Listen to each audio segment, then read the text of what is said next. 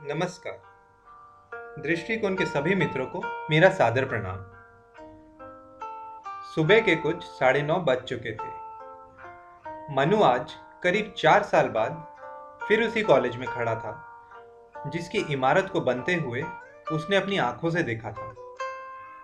तब मनु ये नहीं जानता था कि एक दिन वो किसी इंटरव्यू के लिए इसी कॉलेज में दाखिल होगा। छात्रों के उस भीड़ में कुछ अपने ही कॉलेज के जाने पहचाने चेहरे भी थे। किसी भी स्पर्धा का शायद एक ही नियम होता है कि आपको अपने प्रतिस्पर्धियों से कम एक कदम आगे ही रहना होता है। बस इसी कहावत को सिद्ध करने के लिए मानो सब छात्र अपना जी जान लगाने के लिए तैयार थे।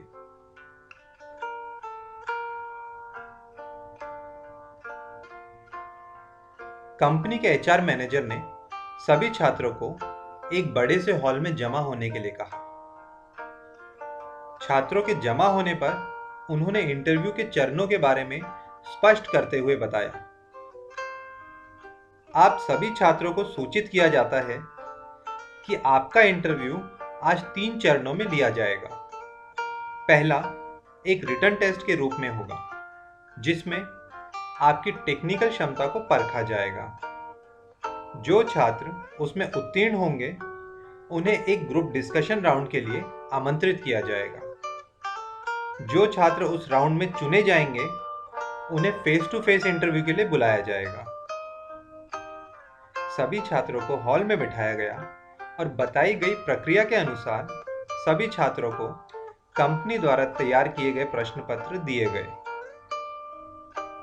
मनु ने अपनी तैयारी के अनुसार प्रश्नों के उत्तर दिए। दिए गए समय के अनुसार छात्रों से उत्तर पत्रिकाएं ले ली गई।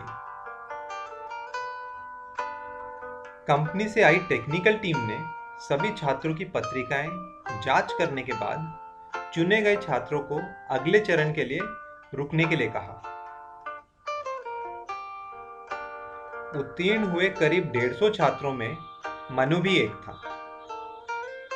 ग्रुप डिस्कशन के लिए एचआर टीम ने 10-10 छात्रों के ग्रुप बनाए और एक एक करके सभी को ग्रुप डिस्कशन के लिए बुलाया गया। मनु के ग्रुप की बारी आई और बाकियों की तरह इस ग्रुप को भी एक विषय दिया गया। विषय बताते ही मानो हॉल में बोलने की स्पर्धा सी लग गई। स्वाभाविक था, जो अपने विचारों को ज्यादा से ज्यादा दूसरों के सामने रख पाएगा वो ही इसमें जीत सकता है। इतने बोलने वालों के बीच अपने कम बोलने के स्वभाव के कारण मनु समझ गया था कि ये चरण ही आखिरी चरण है। फिर भी मनु को इस बात का संतोष था कि उसने प्रयास तो किया और एक चरण पार भी कर लिया था। 15 मिनट तक चलने वाली इस बहस में मनु ज्यादा समय नहीं बोल सका। सभी ग्रुप्स की डिस्कशन समाप्त हुई। दोपहर के 3 बज चुके थे। परीक्षकों ने हर ग्रुप में से 3-3 छात्रों का चुनाव किया और अपने ग्रुप में से चुने गए 3 छात्रों में से मनु भी एक था। मनु अपने चुने जाने पर खुश भी था और हैरान भी।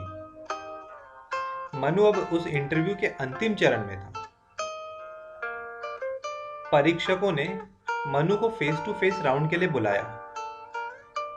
टेक्निकल टीम ने कई सवाल किए और मनु ने भी अपनी तरफ से उनको संतोषजनक उत्तर देने का पूरा प्रयास किया। प्रश्न खत्म होने के बाद परीक्षकों ने मनु से पूछा, mister Manav, do you have any questions? क्या आप हमसे कुछ पूछना चाहते हैं? क्या मैं आपसे एक सवाल कर सकता हूं? मनु ने पूछा। हाँ मिस्टर मानव, जरूर। सर, इससे पिछले राउंड में मेरा परफॉर्मेंस इतना अच्छा नहीं रहा। इतने कम समय तक बोलने पर भी आपने मुझे क्यों चुना? परीक्षक ने मुस्कुराते हुए कहा, मिस्टर मानव, ग्रुप डिस्कशन को अक्सर छात्र बोलने की स्पर्धा समझ बैठते हैं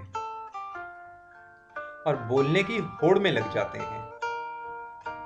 लेकिन ग्रुप डिस्कशन बोलने की स्पर्धा नहीं है, बल्कि एक विषय पे चर्चा करना है। किसी भी चर्चा में जितना बोलने का महत्व है, उससे कहीं ज्यादा महत्व सुनने का है, क्योंकि सुनने के लिए आपका संयमी होना आवश्यक है। उस चर्चा में आपने अपने संयम का परिचय देते हुए कम समय में ही अपने विचार अपने मित्रों के बीच रखे। किसी भी सभा को एक निर्णायक दिशा में ले जाने के लिए ये सबसे महत्वपूर्ण है। इसीलिए हमारी टीम ने आपको अगले चरण में ले जाने का फैसला किया। परीक्षकों का धन्यवाद करते हुए मनु ने उनसे विदा ली। सभी राउंड पूरे होते होते शाम के 6 बज चुके थे। इंटरव्यू को इतना समय लग जाएगा, इसकी कल्पना शायद कंपनी के मैनेजर्स और टीम ने भी नहीं की थी।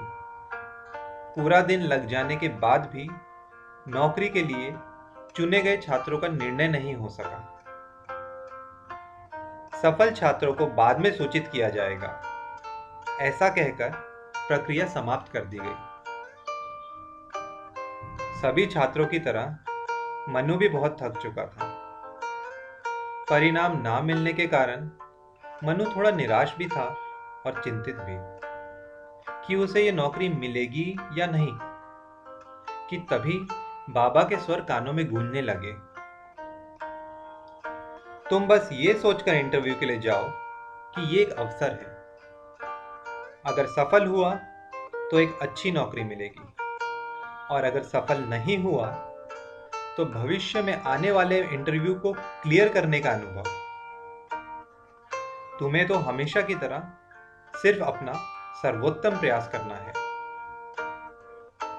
यह सोचकर मनु के चेहरे पे एक मुस्कान आ गई कि आज मैंने अपना सर्वोत्तम प्रयास किया है। दोस्तों, शायद कोशिश करने पर भी कभी कभी हमें सफलता नहीं मिलती, पर एक सत्य ये भी है कि मिलने वाली हर सफलता का कारण कोशिश ही होती है। और शायद सबसे महत्वपूर्ण भी यही है कि आज मैंने अपना सर्वोत्तम प्रयास किया है। धन्यवाद।